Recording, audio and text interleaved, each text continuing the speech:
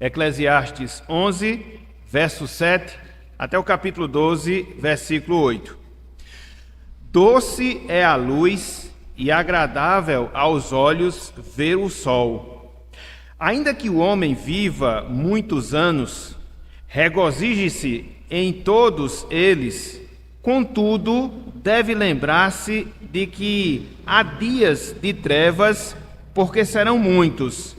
Tudo quanto sucede é vaidade. Alegra-te, jovem, na tua juventude, e recreie-se o teu coração nos dias da tua mocidade. Anda pelos caminhos que satisfazem ao teu coração e agradam aos teus olhos. Sabe, porém, que de todas estas coisas Deus te pedirá contas. Afasta, pois, do teu coração o desgosto e remove da tua carne a dor, porque a juventude e a primavera da vida são vaidade.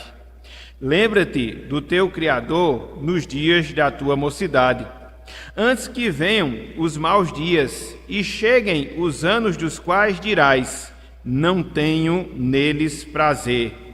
Antes que se escureçam o sol, a lua e as estrelas do esplendor da tua vida, e tornem a vir as nuvens depois do aguaceiro.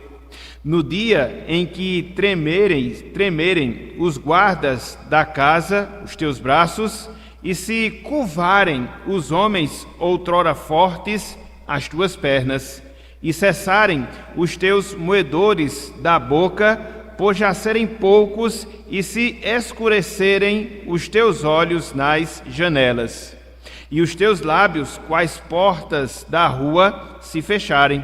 No dia em que não puderes falar em alta voz, te levantares a voz das aves e todas as harmonias, filhas da música, te diminuírem. Como também quando temeres o que é alto, e te espantares no caminho, e te embranqueceres como floresce a amendoeira, e o gafanhoto te for um peso, e te perecer o apetite, porque vais à casa eterna. Os teus pranteadores andem rodeando pela praça. Antes que se rompa o fio da prata, e se despedace o copo de ouro, e se quebre o cântaro junto à fonte, e se desfaça a roda junto ao poço, e o pó volte à terra que o era, e o espírito volte a Deus que o deu. Vaidade de vaidade, diz o pregador, tudo é vaidade. Até aqui, até o versículo 8 do capítulo 12, que o Senhor nos abençoe e que Ele aplique em nossos corações a porção lida da sua santa e bendita palavra. Amém. Meus irmãos, minhas irmãs, nós podemos dizer que a sabedoria é a arte de viver bem esta vida. Eu vou repetir. A sabedoria é a arte de viver bem esta vida. Por viver bem, eu me refiro a andarmos nos caminhos de Deus. Por viver bem, eu me refiro a nós andarmos nos caminhos do Senhor, conforme Ele nos prescreve na sua santa e bendita palavra. E como vida, eu me refiro aos momentos, eu me refiro aos estágios pelos quais nós passamos ao longo de toda a nossa existência aqui neste mundo, aqui nessa terra. Então, sabedoria é justamente isso, é nós seguirmos dentro do parâmetro de Deus, dentro das exigências do Senhor, ao longo de todos os momentos, ao longo de todos os instantes, através de todas as experiências pelas quais Deus Ele nos conduz ao longo da nossa peregrinação, da nossa viagem aqui neste mundo, aqui nessa terra. E nós não podemos negar, meus irmãos, nós não podemos negar, minhas irmãs, que a nossa vida aqui neste mundo, ela apresenta aquilo que nós podemos chamar de oscilações. Oscilações. Por quê? Porque muitas vezes nós estamos em alta, experimentando bons momentos, vivenciando boas experiências, estando ali na presença de Deus e gozando das suas bênçãos. Por outro lado, há determinados instantes em que nós estamos em baixo, quando as dificuldades, as tribulações, as contrariedades, as adversidades parecem ser uma constante, uma permanente em nossas vidas. Então, são essas etapas, então são essas circunstâncias que formam toda a nossa vida, toda a nossa existência aqui neste mundo. E quando nós pensamos e quando nós avaliamos como enfrentar cada um desses momentos, a resposta vem à nossa mente, através da sabedoria que vem de Deus, através da sabedoria que vem do Senhor. Por isso, a nossa frase inicial, ou seja, a sabedoria é a arte de viver bem esta vida.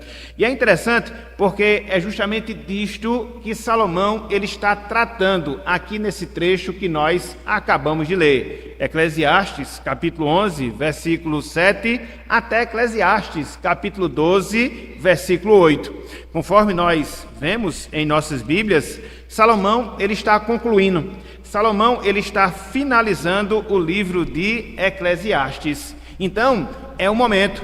Então, é o instante dele estar nos fornecendo os últimos conselhos, os últimos ensinamentos, as últimas verdades, as últimas lições, justamente com esse objetivo, a fim de que nós possamos alcançar um coração sábio para viver esta vida, para viver todos os momentos da nossa existência terrena. Nunca é demais lembrar que quando escreveu esses conselhos finais, Salomão já era um homem idoso, Salomão já era um homem de avançada idade. E ele havia experimentado, ele havia passado por várias experiências que marcaram a sua vida.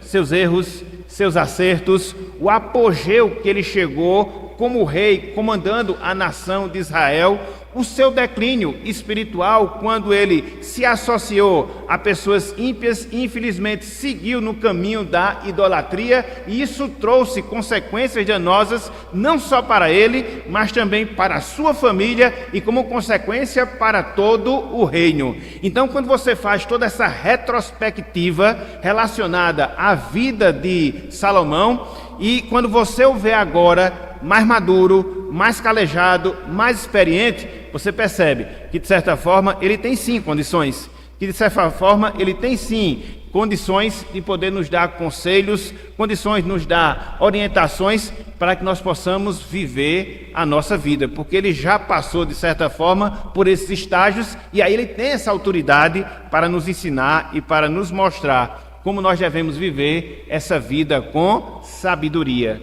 Como nós devemos viver essa vida com sabedoria. Então, é sobre isso que eu queria considerar na manhã de hoje. Na verdade, não só na manhã de hoje e na manhã do próximo domingo, se Deus assim permitir. Olhando aqui para essa passagem, olhando para esse texto que nós acabamos de ler, eu queria pensar com vocês, meus irmãos, minhas irmãs, sobre o seguinte tema: encarando a vida com sabedoria.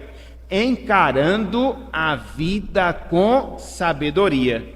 E com base aqui nessa passagem, eu queria destacar 1, 2, 3, 4, 5 conselhos, 5 orientações dadas por Deus através de Salomão. Para quê? Para que a gente possa encarar o quê? Esta vida. De que forma? De que maneira? De maneira sábia, como Deus requer e requer na sua palavra. Então, para que nós possamos encarar a vida com sabedoria, em primeiro lugar, a gente precisa usufruir dos benefícios que a vida nos dá. Em segundo lugar, nós precisamos enfrentar as dificuldades proporcionadas pela vida. Em terceiro lugar, nós precisamos prestar contas a Deus acerca da nossa vida. Em quarto lugar, nós devemos aceitar o desgaste promovido por esta vida.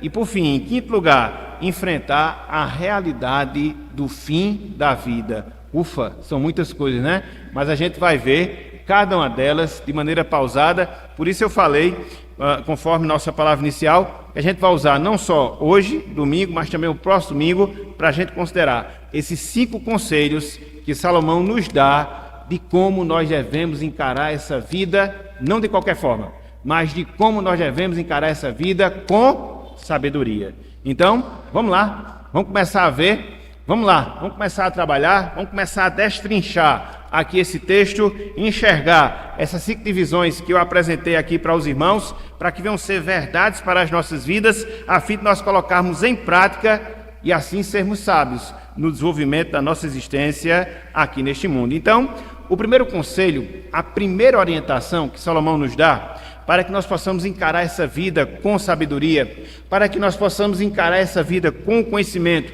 que vem de Deus, que vem do Senhor, é que nós devemos, meus irmãos, minhas irmãs, usufruir dos benefícios desta vida. É o primeiro conselho dado, é o primeiro conselho concedido por Salomão, que nós devemos, para encarar a vida de maneira sábia, usufruir dos benefícios desta vida. Olha só o que nós lemos no versículo 7, olha só o que nós lemos no versículo 9, sobretudo na parte inicial do versículo 9. Atentem para esse conselho aqui que nos é dado por Salomão, de usufruir os benefícios desta vida. Diz o seguinte: doce é a luz e agradável aos olhos ver o sol. Versículo 9. Agrada-te, jovem, na tua juventude. Alegra-te, jovem, na tua juventude, e recreie-se o teu coração nos dias da tua mocidade. Anda pelos caminhos que satisfazem ao teu coração e agradam aos teus olhos. Então, o que é que você observa aqui? Tanto no versículo 7, como também no versículo 9. Salomão nos ensinando, Salomão falando, Salomão nos aconselhando a aproveitar as bênçãos proporcionadas por esta vida.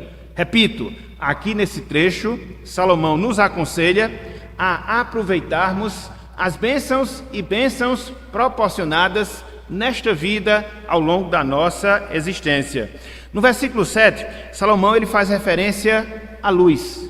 No versículo 7, Salomão faz referência ao sol. Aqui é uma linguagem que nós chamamos de linguagem figurada. Para quê? Para mostrar a nossa vida, a nossa existência atual, contrastando com a situação de morte, porque são coisas extremamente opostas. Então, quando ele fala aqui que a luz é doce, quando ele fala que o sol é agradável, ver o sol é agradável, ele está se referindo, de maneira figurada, à condição de nós estarmos vivos e, em estarmos vivos, de usufruirmos, de aproveitarmos de tudo aquilo que a vida tem a nos oferecer. Só para a gente poder pegar esse fio da meada, sem desmarcar esse texto aqui de Eclesiastes 11, vamos abrir em dois textos próximos uns dos outros, só para ressaltar esse fato. Luz, sol, conforme colocado aqui por Salomão, refere-se à nossa existência de vida, a nossa existência agora, atual, usufruindo de todas as experiências, no caso aqui, benéficas, que são oferecidas pela vida. Olha só, Salmo 49, ele vai falar aqui, dentro da mesma realidade que a gente encontra aqui no livro de Eclesiastes. Aqui, no caso, é um dos salmos escritos pelos filhos de Corá. Mostrando que na condição de morte você não vê a luz. É por isso que Salomão fala que a luz é boa, que a luz do sol é agradável, porque ele está fazendo esse contraste, o estado de vida e tudo aquilo que a vida nos oferece. Olha só, Salmo 49, versículo 19. Irá ter com a geração de seus pais, os quais já não verão a luz. O não ver a luz aqui não é no sentido físico. O não ver aqui é no sentido de estar morto, a condição de morte. Então, quando Salomão fala de luz, aqui em Eclesiastes, ele está falando de você estar vivo. E repito, experimentando das bênçãos desta vida. Um outro texto é no livro de Eclesiastes, e aí é mais fácil a gente encontrar, Eclesiastes capítulo 7, versículo 11. Olha só como ele fala, a questão da vida sendo figurada aqui ou ilustrada pelo sol, luz do sol. E quando você está vivo, você tem essa possibilidade, ter acesso à luz solar. Eclesiastes capítulo 7, versículo 11. Salomão diz: boa é a sabedoria, havendo herança, e de proveito para os que veem o sol, para aqueles que estão vivos. Então, aqui, luz, sol, está se referindo ao quê? À condição de vida. E aí no versículo 9, conforme nós observamos, Salomão ele está aconselhando a todos, mas sobretudo ele está aconselhando aos mais jovens que estão no vigor da idade a fazerem o quê? A se alegrarem com os deleites, a se alegrarem com as satisfações promovidas por esta vida. Enfim, quando você junta tanto o verso 7 como também o versículo 9, você percebe que Salomão ele está nos orientando a viver esta vida aproveitando aqueles momentos de alegria, aproveitando aqueles momentos de satisfação, aproveitando os benefícios que a nossa vida, a nossa existência atual, ela nos proporciona. É o primeiro conselho, meus irmãos. É a primeira orientação, minhas irmãs, que Salomão ele nos dá. Encare a vida com sabedoria. E dentro de uma primeira atitude que você precisa desenvolver, é que você precisa aproveitar, usufruir os benefícios que esta vida lhe proporciona. Até porque, meus irmãos, minhas irmãs, em sua bondade, isso é um fato inegável, Deus, ele nos propicia, Deus, ele nos concede momentos bons que devem ser aproveitados, momentos bons que devem ser usufruídos. A gente não pode negar que, por mais difícil que seja as nossas vidas, e algumas das nossas vidas são bastante difíceis, complicadas, onde a gente tem que enfrentar adversidade, dor, tribulação, mas a gente não pode negar que nós temos os nossos suspiros, vamos assim dizer, nós temos os nossos alívios, vamos assim falar, e que a gente experimenta em dados momentos, mesmo que sejam momentos bem resumidos, instantes de prazer, de alegria e de satisfação. Então, a cada novo dia que Deus nos proporciona, a cada novo dia que Deus nos dá, essa é a visão, e não só a visão, este é o comportamento que eu, você, todos nós devemos ter. Usufrua do dia, usufrua da existência, usufrua do dom da vida que Deus ele lhe concede. Olha só, meus irmãos, o que nos é dito lá no Salmo 118, dentro dessa linha de pensamento. Sem desmarcar aí Eclesiastes, abram aí, Salmo 118, versículo 24. Na verdade, cada dia que a gente começa, cada dia que a gente abre os olhos e vê a luz do sol, cada dia que a gente acorda vivo, esse é o sentimento que deve existir no nosso coração. Que sentimento? Olha só, Salmo 118, versículo 24. Salmo 118, versículo número 24. Olha só o que nos diz aqui também o salmista. Salmo 118, versículo 24. Ele diz, este é o dia que o Senhor fez. E o que é que a gente deve fazer? Uma vez que a gente participa de mais um dia, uma vez que Deus renova a sua graça sobre nós, em mais um dia, o salmista complementa, regozijemo-nos e alegremo-nos nele. Em quem? Neste dia que Deus nos fez. É assim, meus irmãos, que a gente vive com sabedoria. É assim que a gente é sábio. E que a gente encara esta vida, vendo cada momento agradável, vendo cada circunstância positiva que Deus, na sua bondade, nos proporciona e usufruindo dela. Por quê? É dádiva de Deus. Por quê? É dádiva do Senhor. Infelizmente, meus irmãos, minhas irmãs, a gente tem uma falsa ideia. Que falsa ideia? Que a espiritualidade, a piedade, ela não se harmoniza com a alegria. Como se fossem duas coisas distintas, como se fossem duas coisas diferentes. Não. Se eu sou uma pessoa espiritual, se eu sou uma pessoa piedosa, se eu sou uma pessoa consagrada, eu devo viver de maneira carrancuda, séria, sem sorrir, porque se isso acontecer, isso não combina com espiritualidade. Não, meus irmãos, não, minhas irmãs, jamais, jamais. Deus, dentro da sua bondade, nos fez para ser alegres. Alegres em sua presença, é claro. E Ele nos proporciona, ao longo da nossa caminhada aqui neste mundo, momentos nos quais a gente deve se alegrar. E isso não entra em choque. Isso não desfaz a condição de piedade, de espiritualidade, de santidade que, porventura, a gente vem desenvolver em nossas vidas. Estava pensando sobre isso essa semana. E fiquei pensando, por exemplo, no caso do apóstolo Paulo, um gigante espiritual. Mas Paulo, ele aproveitava essa vida para se alegrar nas circunstâncias que Deus lhe proporcionava. Isso acontecia de várias formas, isso acontecia de várias maneiras. Mas aí, analisando alguns escritos feitos pelo apóstolo Paulo, a gente percebe que Paulo ele tinha uma alegria toda especial quando ele estava na presença e na companhia dos irmãos. Na verdade, o apóstolo Paulo se alegrava no fato da comunhão cristã que ele desenvolvia com os outros cristãos, e isto sim era um momento de deleite, isto sim era uma razão de alegria por parte do apóstolo Paulo. Só para mostrar esse fato, piedade e espiritualidade, ela não se opõem à felicidade, muito pelo contrário, elas se harmonizam. Olha só, por exemplo, o que ele fala em relação aos irmãos de Filipos, os filipenses. Só um exemplo para que você possa pensar sobre isso. Abram aí, por favor. Carta de Paulo aos Filipenses, capítulo 4, versículo 1. Veja como ele se refere àqueles irmãos, aos quais Paulo tinha uma estima muito grande. É por isso que ele escreve essa carta, de certa forma, para agradecer pela vida daquelas pessoas, dos filipenses, que lhe ajudavam ao longo do seu ministério. Olha só, como ele se referia aos irmãos, mostrando a alegria que ele vivenciava. E qual era a alegria que ele vivenciava? A companhia dos santos, a comunhão cristã. E por isso ele tinha essa estima em relação aos irmãos. Filipenses, capítulo 4, versículo 1. Filipenses, capítulo 4, versículo 1. É o capítulo que a gente está decorando, né? Na verdade, é um pouco antes, né? O contexto.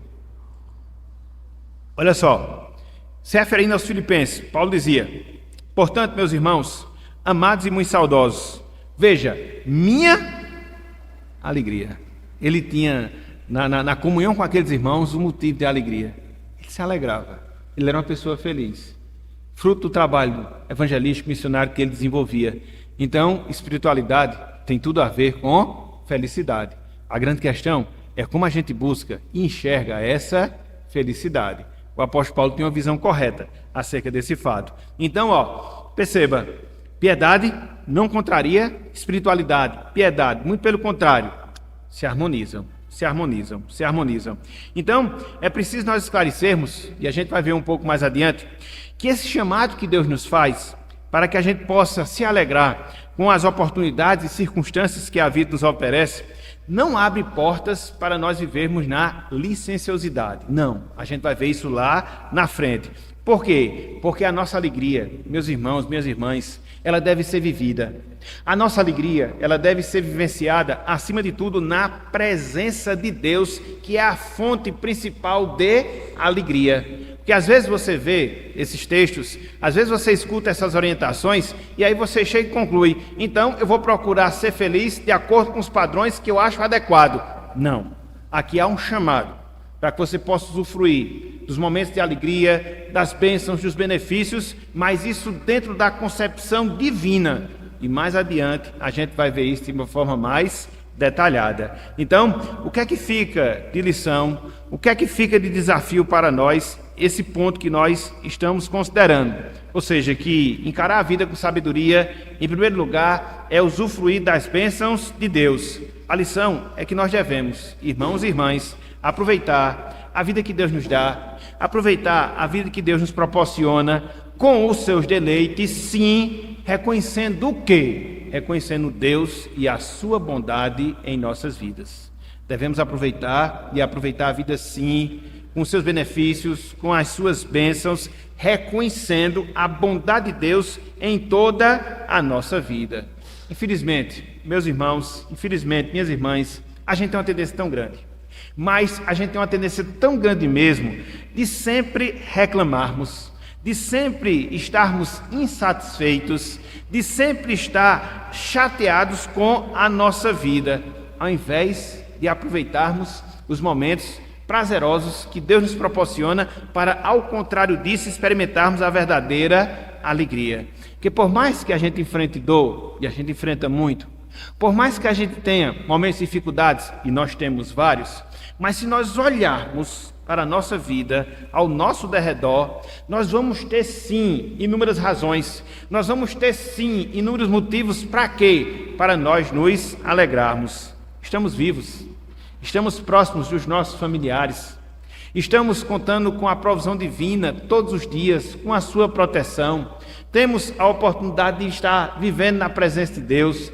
temos a oportunidade de estarmos nos deleitando na sua presença. Então, se você analisar, são tantas coisas que dia após dia, continuamente, Deus ele nos proporciona, Mas às vezes, infelizmente, a gente fecha os olhos para essas coisas e fica sempre tentando motivos para estar reclamando e murmurando. É aquela síndrome que eu gosto de falar, a síndrome do ponto preto no quadro branco. Você tem ali um quadro branco, todo branco. Aí você chega lá e faz um pontinho preto. Ao invés de você contemplar tudo aquilo que tem de branco, você vai focar em quê? No ponto preto, no ponto preto, no ponto preto. Infelizmente, isso acaba sendo um pecado que a gente comete. E além de ser um pecado, a gente perde a oportunidade de podermos nos alegrar de fato e verdadeiramente na presença de Deus. Então que a gente possa ter um olhar mais sensível, que a gente possa ter um coração mais aberto, que a gente possa ter uma mente mais inteirada daquilo que de bom Deus ele nos oferece todos os dias, todos os dias. É mais ou menos como fala o nosso canto de salmos e hinos. Conta as bênçãos, dizem quantas são. Esqueci Vem dizê-las todas de uma vez e verás surpreso quanto Deus. Está vendo aí? Então pare para contar as bênçãos, pare para contar os benefícios, pare para contar tudo aquilo que Deus lhe proporciona, a fim de que você possa de fato viver alegre na presença de Deus. E aí você vai ter menos espaço na sua vida para ficar murmurando, reclamando, como dizia o pastor Nessi, de fígado azedo para tudo e para todos. Não, a vida é boa e Deus é o autor da nossa vida e por isso nós devemos aproveitá-la ao máximo dentro daquilo que Deus ele determina para cada um de nós. Olha só, meus irmãos, o que nós encontramos no Salmo 84. Salmo 84, versículo 11. Olha só que coisa interessante aqui, e serve de conselho para nós, para mim, para você, para todos nós. E essa é a realidade na nossa vida. Talvez você não enxergue, mas ela se faz presente dia após dia. Salmo 84, versículo 11.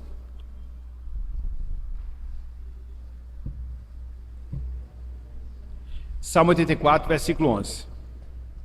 Olha só o que nos diz aqui a palavra. Salmo 84, versículo 11.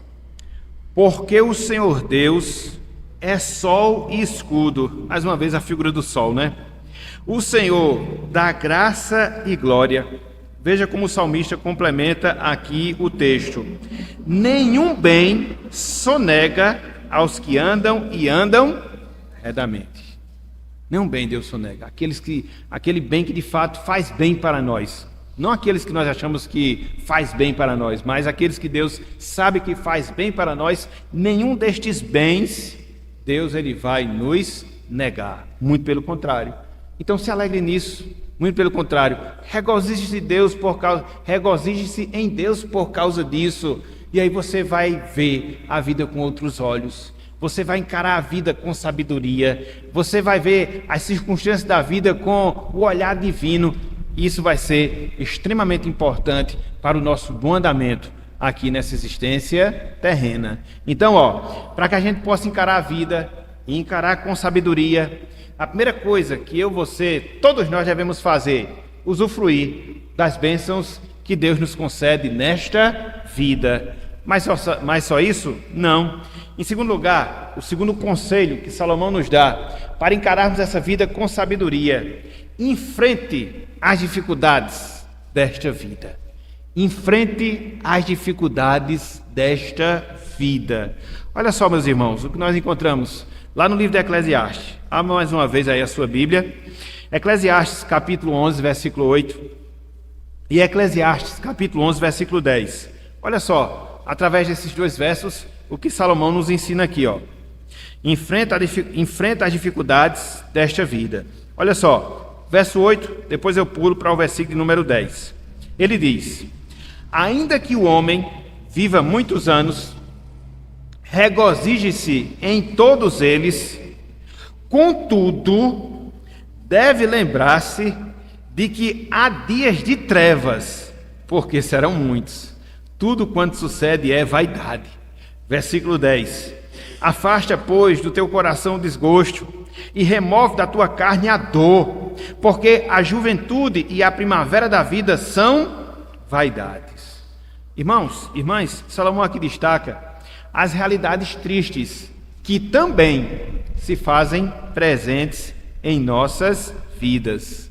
As realidades tristes que também se faz presente, melhor dizendo, nesta vida. Aqui no versículo 8, conforme nós lemos, ele traz a certeza que dias difíceis, dias complexos, dias atribulados serão uma realidade na vida de todos nós. É interessante porque aqui ele fala de trevas, né? E as trevas vão contrastar com a luz que ele havia se referido no versículo 7. E é uma coisa que chama a atenção aqui no versículo 8, é que por mais que uma pessoa possa viver muitos anos, ela seja uma pessoa com uma vida longa aqui neste mundo, por mais que ao longo dessa vida longa ele possa ter aqueles instantes mais prazerosos como uma constante na sua vida, mas isso não o isentará de ter momentos difíceis. Essa é a grande realidade. Você vive muito tempo, é uma possibilidade, você pode ser uma pessoa muito abençoada ao longo dessa vida longa, com certeza, mas isso não vai negar o fato que a dor, o sofrimento, a tribulação, a dificuldade, a adversidade, elas também se farão presentes nesta vida. É por isso que no versículo 10, Salomão, ele nos aconselha a quê? Nos aconselha a não estarmos magoados com as tribulações que muitas vezes afeta as nossas vidas, que muitas vezes nos abala, não só em termos emocionais, mas também em termos físicos. Agora, um fato ele não nega. Que fato é esse? A vida que a gente vive é uma vida de dor, e a gente não pode fugir a esse ponto. A gente não pode fugir a essa realidade. E às vezes a gente fica pensando, e às vezes a gente fica considerando, mas por que isso? Por quê? Mesmo que eu viva uma vida boa, mesmo que eu tenha uma longa vida, inevitavelmente eu vou passar por instantes difíceis. Por quê? Por quê? Por causa do pecado, meus irmãos. Por causa do pecado, minhas irmãs. Porque desde a introdução do pecado neste mundo, este mundo se tornou um mundo desgraçado. E que, infelizmente, a desgraça desse mundo, ela impacta diretamente as nossas vidas. Observe que o paraíso ele foi trancado, logo quando o primeiro casal foi expulso. Observe que o paraíso ele foi trasladado ali no dilúvio. Então, o paraíso, como um mundo perfeito, cheio de alegria, cheio de gozo, ficou para trás.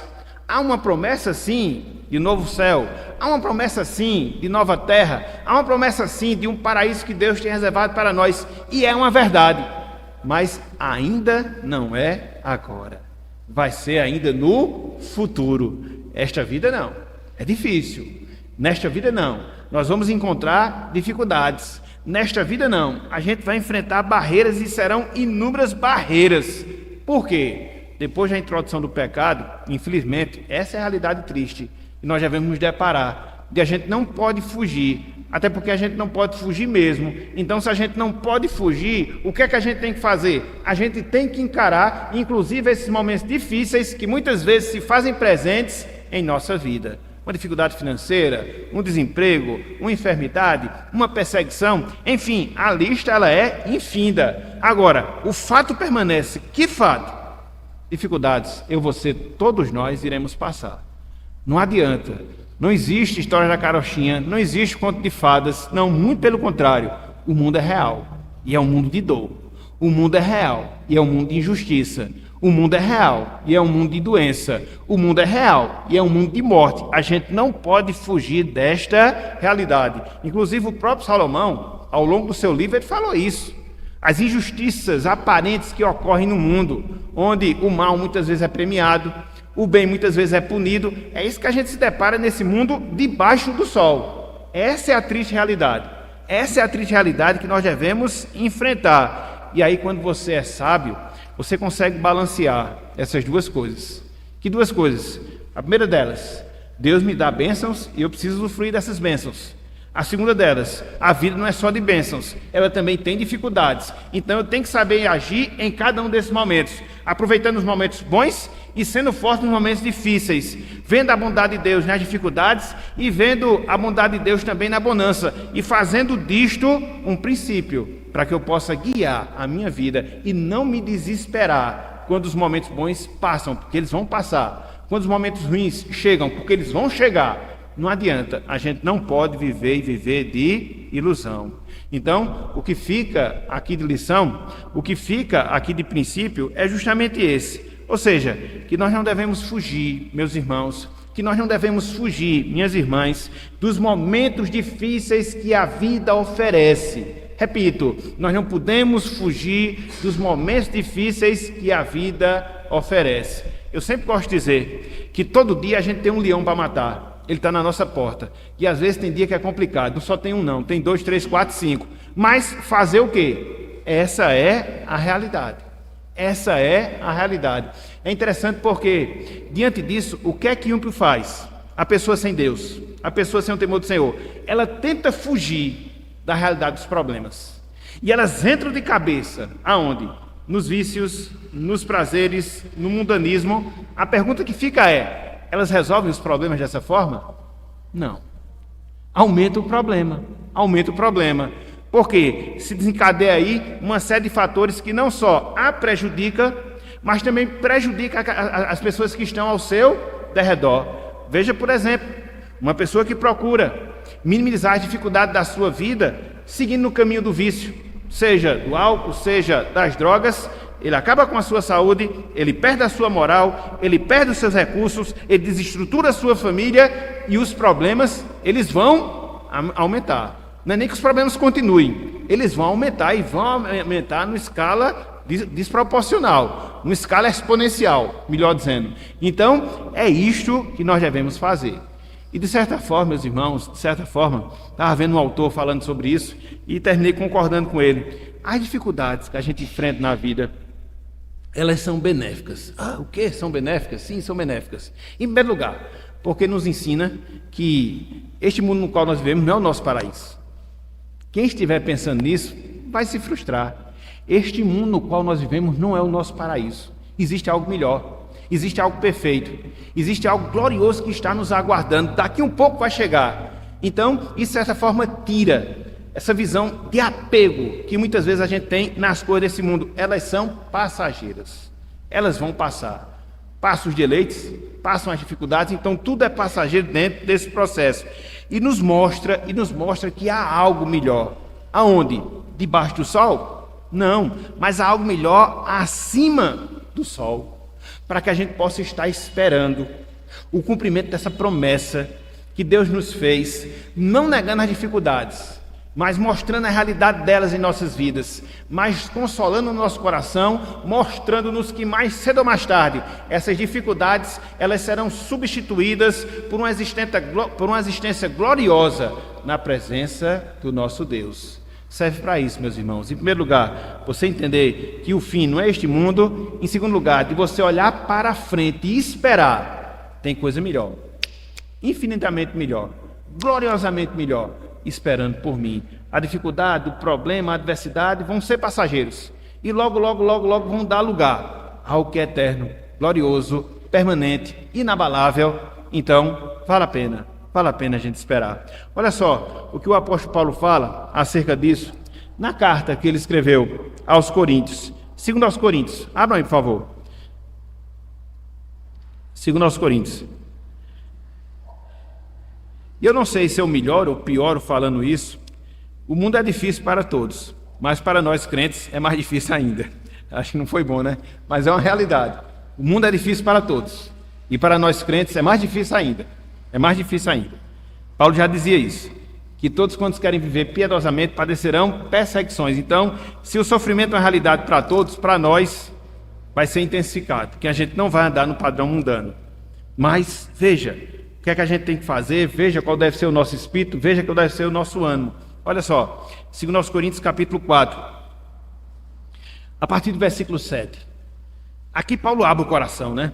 A dor que ele sentia, o sofrimento pelo qual ele passava, mas existia um fio de esperança de ouro que o ligava à eternidade. 2 Coríntios 4, a partir do versículo 7. Olha só o que ele diz aqui. Temos, porém, este tesouro em vaso de barro, para que a excelência do poder seja de Deus e não de nós. Olha só o que ele fala. Em tudo somos atribulados, porém não angustiados, perplexos, porém não desanimados, perseguidos, porém não desamparados, abatidos, porém não destruídos, levando sempre no corpo o morrer de Jesus, para que também a sua vida se manifeste em nosso corpo. A vida de Cristo se manifesta em nosso corpo e se manifesta, sobretudo, nos instantes de dor. E prossegue Paulo, versículo 11: porque nós que vivemos somos sempre entregues à morte por causa de Jesus, para que também a vida de Jesus se manifeste em nossa carne mortal. O sofrimento vem para que Cristo venha a ser evidenciado na nossa vida. O sofrimento vem para que Cristo venha a ser manifestado. Essa é a regra de Deus para nós. Versículo 12: de modo que em nós opera a morte, mas em vós a vida, tendo porém o mesmo espírito da fé, como está escrito: eu criei, por isso é que falei.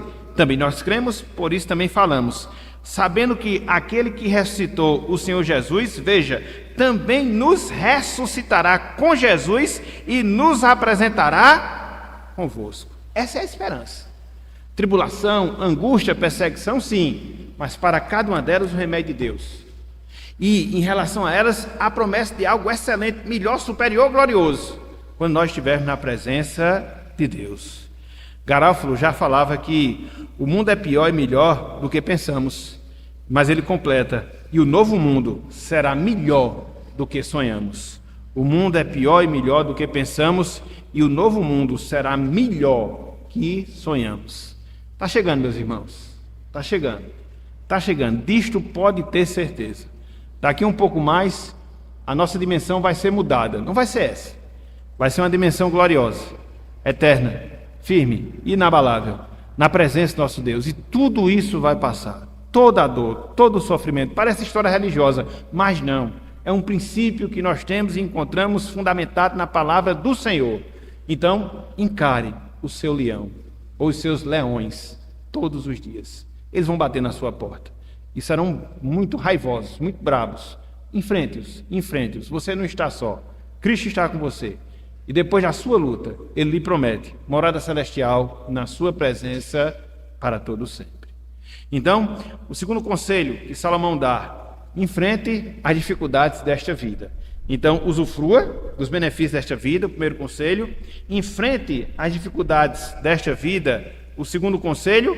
E o terceiro conselho para nós vivermos de maneira sábia esta vida é preste contas a Deus da sua vida. Preste contas a Deus da sua vida. Olha aí, meus irmãos, Eclesiastes 11, versículo 9. Olha aí, Eclesiastes 12, versículo 1, a parte inicial do versículo 1. Olha aí o que nos diz a palavra. Olha aí. E alegra-te, né, Reginaldo? Vamos lá. Alegra-te, jovem. Alegra-te, jovem, na tua mocidade. Eu li errado naquela hora. Alegra-te, jovem, na tua mocidade ou na tua juventude. E recreie-se o teu coração nos dias da tua mocidade. Anda pelos caminhos que satisfazem ao teu coração e agrada os teus olhos. Ainda bem que o texto não parou por aqui, né? E aí segue. Sabe, porém, uma conjunção adversativa, sabe, porém, que de todas estas coisas Deus te pedirá contas. Capítulo 12, versículo 1. Lembra-te do teu Criador nos dias da tua mocidade. Então, aqui, Salomão, ele mostra que a vida deve ser vivida na presença de Deus. A vida deve ser vivida na presença de Deus. E é interessante porque, nesses trechos, Salomão faz um balanceamento. Balanceamento de quê? Em primeiro lugar, necessidade que a gente tem de desfrutar a vida com os seus momentos de alegria, com os seus momentos de satisfação. Em segundo lugar, que nós também devemos estar conscientes que tudo aquilo que nós fazemos ou deixamos de fazer, nós fazemos ou deixamos de fazer na presença de Deus, aos olhos de Deus, aos olhos do Senhor. Essa questão de lembrar-se de Deus, conforme a gente observa aqui nesse trecho, é muito mais do que um exercício mental. Mas esse lembrar-se de Deus, ao qual Salomão faz referência, tem a ver, meus irmãos, tem a ver, minhas irmãs, com a necessidade que nós devemos ter de consciência de quem é Deus, o Deus santo, justo, onisciente, onipresente, e a nossa obrigação para com Ele, de andar em seu caminho. Por quê? nada que a gente faz, nada que a gente deixa de fazer, passa desconhecido de Deus. Não, Ele está vendo. Então, esse lembrar-se do Criador, essa consciência que eu, você, todos nós devemos ter do nosso Deus, que é santo, justo, que sabe tudo aquilo que acontece na nossa vida, e a necessidade que a gente tem de andar nesta vida consciente de que Ele está a nos observar e que mais cedo ou mais tarde Ele nos chamará a uma prestação de contas daquilo que nós fizemos, daquilo que nós deixamos de fazer com a vida que bondosamente, graciosamente Deus Ele nos concedeu. Este é um andar na presença de Deus. É mais ou menos como Ele falou a Abraão. Olha só, em Gênesis 17, versículo 1, quando ele fez o pacto, a aliança com Abraão, a gente vê essa maneira como Deus se dirige a ele. Gênesis 17, versículo 1. Já tocou. Gênesis 17, versículo 1. Olha só, quando Deus aparece a Abraão, muda seu nome, fruto da aliança que Deus havia feito com Abraão. Gênesis 17, 1. Isso. Então, quando atingiu Abrão a idade de 99 anos, apareceu-lhe o Senhor e disse: eu sou o Deus Todo-Poderoso. Ele disse quem Ele é. E aí prossegue: anda na minha presença e ser... Está vendo aí? Então é esse lembrar-se do Criador. É ter consciência de quem é Deus. E a necessidade que você tem de andar nesta vida conforme a vontade que esse Deus determina para você. Na prática, o que Salomão está nos ensinando aqui é que nós devemos, ao longo da nossa vida, usufruir de tudo aquilo que Deus nos proporciona, mas que nós devemos fazê-lo nos afastando do mal. Porque neste mundo há a presença do mal, há as consequências do mal. E aí, se você mergulha neste mundo, acata a procura da alegria, você vai terminar amoldando essa busca de alegria com pecados. E é isso que Deus não quer. E o que é que vai lhe ajudar nesse processo? Saber que você está na presença de Deus. Saber que Deus está vendo, observando, ciente de tudo aquilo que acontece na sua vida. É interessante porque essa passagem aqui, meus irmãos, ela não é exclusiva para os jovens, mas ela é dirigida de maneira especial para os jovens. Às vezes as pessoas isolam e pensam que esse texto ele é aplicado apenas para os jovens. Não. Esse texto que nos ensina a necessidade que nós temos de prestar contas a Deus na nossa vida se estende a todos nós. Agora, é um texto que é mais propício ao jovem porque ele está ainda na flor da idade. Ele está na primavera da sua vida e, dada a sua inexperiência, muitas vezes procura fontes falsas de alegria. Então, no sentido mais específico, é destinado sim aos jovens, mas no sentido extensivo, é destinado a todos nós, andarmos na presença de Deus. Então, em primeiro lugar, viver na presença de Deus é um remédio contra a nossa idolatria. Viver na presença de Deus é um disciplinador para o nosso coração. Viver na presença de Deus é um disciplinador para o nosso coração. Meus irmãos, todos nós sabemos que o nosso coração ele é desesperadamente corrupto. Ninguém o conhece, nem nós mesmos. Só quem conhece é o nosso Deus. Então, quando você tem consciência de que você está sempre na presença de Deus, você vai tentando conduzir o seu coração, controlar o seu coração, para que ele não venha desaguar no pecado, porque você sabe que vai prestar conta a Deus daquilo que você fez ou deixou de fazer. Então isso acaba disciplinando a sua vida contra o pecado. Quer ver um exemplo disso? Bem prático. Quer ver um exemplo disso? Bem direto. Vamos ver o exemplo da vida de José do Egito. Abram aí, por favor. Gênesis 39. Veja como a consciência de que nós estamos na presença de Deus acaba sendo um disciplinador para que a gente não libere geral na nossa vida. Olha só, Gênesis 39, versículos 7 até o versículo 9. Gênesis 39, versículos 7 e 9. 7 a 9, para ficar melhor. Que é a experiência negativa, que José passou com a esposa de Potifar. Graças a Deus ele passou por essa prova. Mas isso fica como lição. Olha só. Vou pegar do versículo 7 para a gente entender o contexto e assim poder mais fácil entender a passagem. Então diz o seguinte, aconteceu, depois destas coisas, que a mulher de seu senhor pôs os olhos em José e lhe disse, deita comigo. Ele, porém, recusou e disse à mulher de seu senhor, tem-me por mordomo o meu senhor, e não sabe do que há em casa, pois tudo o que tem me passou ele às minhas mãos. Olha só. Ele não é maior do que eu nesta casa, e nenhuma coisa me vedou, senão a ti, porque és sua mulher. Veja agora, como, pois, cometeria eu tamanha maldade e pecaria contra... Ele não estava preocupado, primeiramente, em ser desleal com o seu patrão. Ele estava preocupado, primeiramente, em pecar contra Deus, e isso lhe levou a não abraçar o pecado. Meus irmãos, como muitas vezes a gente erra, às vezes a gente quer ocultar as coisas das pessoas, a gente até oculta, a gente é hábil nisso, mas cá para nós, a gente não consegue ocultar nada de Deus. Ele sabe tudo o que a gente faz, Ele sabe tudo aquilo que a gente sente. Antes que a palavra nos saia da boca, Ele já sabe. A quem você pensa que engana? A quem você pensa que engana?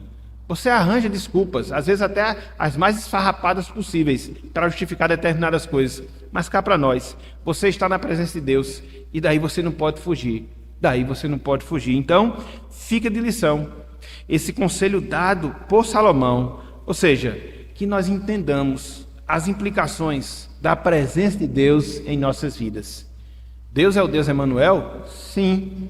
É o Deus conosco? Sim. Cristo prometeu que estaria conosco todos os dias da nossa vida? Sim. Mas estar na presença de Deus, em comunhão com Deus, reflete essa urgente necessidade de quê? De podermos estar conduzindo a nossa vida, de podermos estar conduzindo os nossos sentimentos, conscientes que Deus está vendo tudo. Por quê? Ele está em comunhão conosco. Ele está em aliança conosco. Como disse Deus a Abraão, ser perfeito, anda na minha presença e ser perfeito. Era o Deus com o qual Abraão tinha feito aliança. Deus é o Deus com o qual nós também fizemos aliança. Ele sabe tudo aquilo que fazemos, deixamos de fazer, nossas intenções, nossas omissões, nossas motivações. A nossa vida diante de Deus, ela é toda desnudada. A gente não pode ocultar nada. Então, que isso seja um limitador para que a gente possa evitar qualquer coisa que venha desagradar esse Deus e andar no caminho da retidão. Então, fechando a nossa aula por hoje, viver, meus irmãos e irmãs, é uma arte, muitas vezes difícil, mas possível. Viver é uma arte, muitas vezes difícil, mas possível. Por quê? Porque, em primeiro lugar, nós dispomos da palavra de Deus, das Escrituras Sagradas, que nos guia no caminho da sabedoria e que nos guia no caminho em que a gente pode, de fato, viver segundo a vontade do Senhor. É difícil, mas é possível. Em segundo lugar, porque nós temos o exemplo perfeito de Cristo, exemplo de uma vida sábia, exemplo perfeito de quem viveu e viveu sabiamente nesta vida. Por quê? Em primeiro lugar, Cristo ele usufruiu de todos os momentos prazerosos que Deus lhe proporcionou. E foram vários. Quer um exemplo disso? Quando ele muitas vezes se refugiava com os discípulos para ficar apenas na companhia deles. É fato que muitas vezes esse momento de descanso ele foi interrompido, como a gente observa ali na multiplicação dos pães. Mas Cristo tinha esse momento de aproximação com os seus discípulos. Tanto é que o grande momento, o momento final que Cristo teve na companhia dos discípulos foi quê? Foi para quê? Foi para celebrar a Santa Ceia do Senhor. Estava ali à mesa com os seus discípulos, comunhão, alegria. Então Cristo usufruiu dos momentos prazerosos que Deus lhe proporcionou. Mas não só isso. Em segundo lugar, Cristo ele enfrentou todas as dificuldades que sobrevieram sobre a sua vida. Cristo ele enfrentou todas as dificuldades que lhe sobrevieram em sua vida. E foram muitas. Desde o nascimento. Já queriam tirar a vida de Jesus. Quando ele iniciou seu ministério, perseguições, perseguições, perseguições. E aí é aquele grande final, como a gente fala, quando ele teve que ir ao Calvário. O pior momento da sua vida, quando ele se afasta da presença de Deus e diz aquelas palavras que são profundas no seu significado. Deus meu, por que me desamparaste? Um único momento na existência eterna de Jesus Cristo, no qual ele não estava em comunhão com Deus, para que pudesse assim receber a punição pelos nossos pecados. Então, ele experimentou e enfrentou todas as dificuldades na sua vida, mesmo esta, quando ele carregou e recebeu a punição pelos nossos pecados. E mais, Cristo, ao longo da sua vida, ele viveu na presença de Deus. Como ninguém, ele viveu na presença de Deus. Não foi à toa que em pelo menos 2 momentos, Deus aparece para Cristo, seja lá no batismo, seja lá na transfiguração, e diz: este é o meu Filho amado, em quem Ele viveu na presença de Deus. Então Cristo é o nosso exemplo perfeito de sabedoria.